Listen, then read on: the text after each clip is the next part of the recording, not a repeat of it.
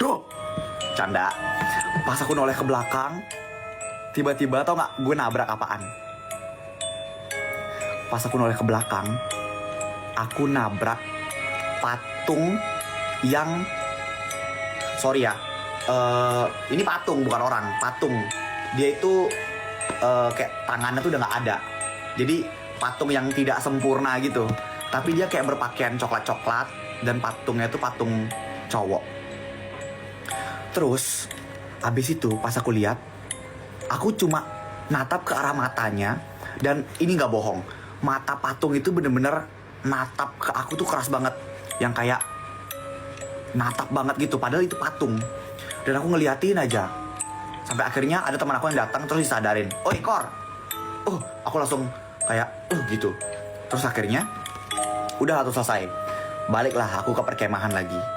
Singkat cerita, udah selesai kemahnya, udah baik-baik saja.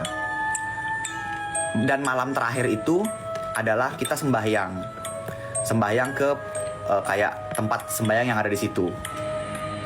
Pas masuk ke gapuranya, aku sama temen yang kebetulan indigo. Nah, salah banget tuh gue, jalan sama temen indigo.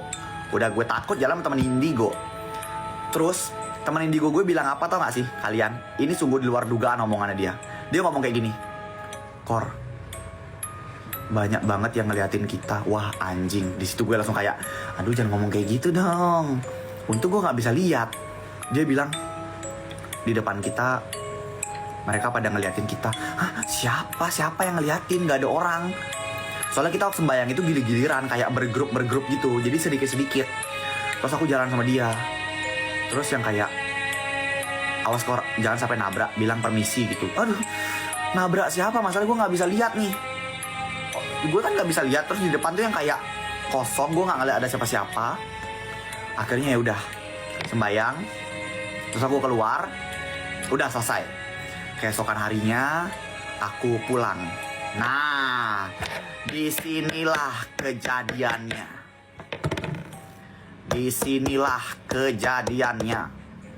Pas aku pulang, semenjak aku pulang dari situ, setiap malam aku selalu mimpi didatengin sama si patung yang nggak ada tangan. Aduh merinding. Si patung yang nggak ada tangannya, yang pakai baju warna coklat-coklat itu. Dan setiap malam ya, ini nggak bohong, setiap malam aku kan tidur sama papa mamaku. Kalian tau gak sih tempat tidur yang ada atas ada bawahnya gitu? Ada kasur atas, kasur bawah. Nanti kasur bawah ini bisa dimasukin ke dalam lagi. Kalau mau tidur tinggal diseret keluar. Tahu kan kasurnya kayak gitu. Nah, papa mamaku tidur di bawah, aku di atas. Ini waktu aku masih dulu banget nih, waktu masih sekolah. Tiba-tiba ya, setiap hari tuh aku selalu melakukan hal-hal aneh.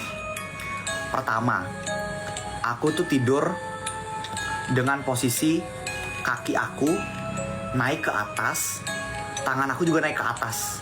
Jadi aku kayak gini, kayak gitu tidurnya. Jadi kayak ketarik ke atas gitu kaki, dan jadi kayak gini, tangan aku naik ke atas, kaki aku juga naik ke atas, kayak gini banget persis. Terus mama papa aku kan bingung kan, dibangunin, aku nggak kebangun. Sampai akhirnya dibangun lagi kayak bangun. Akhirnya pas aku kebangun, aku cuma nanya, "Kenapa?" Aku gak sadar apa-apa. Itu yang pertama. Yang kedua, aku sering banget mimpi tiba-tiba kayak aku ada di dalam sebuah peti hitam gitu.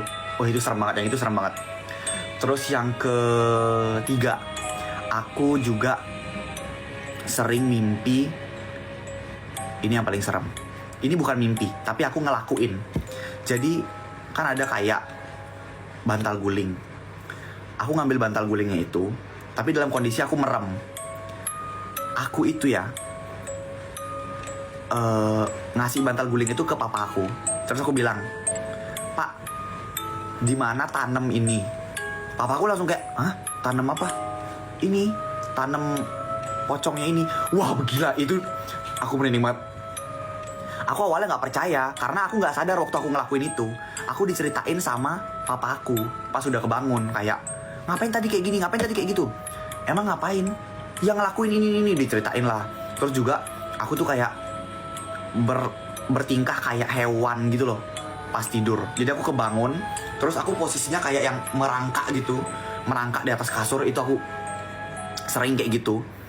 Itu aku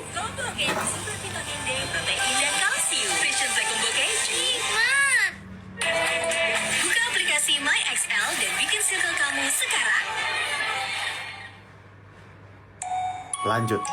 Maaf ya iklan, nggak premium YouTube gue, maaf. Nah, terus pas udah banyak kejadian-kejadian itu, akhirnya aku pun dibawa ke orang pinter. Di situ aku ditanyain, ini anak saya kenapa ya kok kayak begini? Dan juga aku setiap sakit aku selalu kambuh kayak gitu. Itu udah berbulan-bulan. Sampai akhirnya baru ditanyain. Nah, pas ditanyain, dibilanglah kalau ternyata ada yang ngikutin aku dari lokasi aku kemah. Jedeng deng deng deng deng deng deng deng deng deng deng deng deng.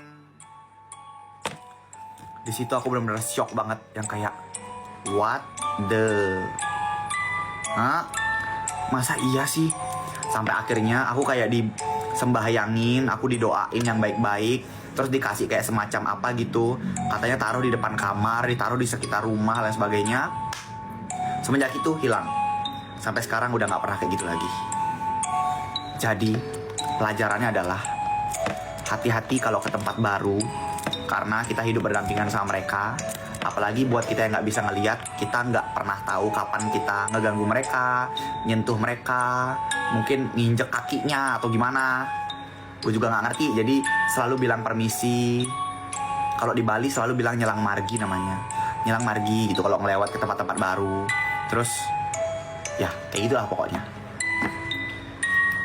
Sampai akhirnya sekarang udah nggak pernah kayak gitu lagi sih.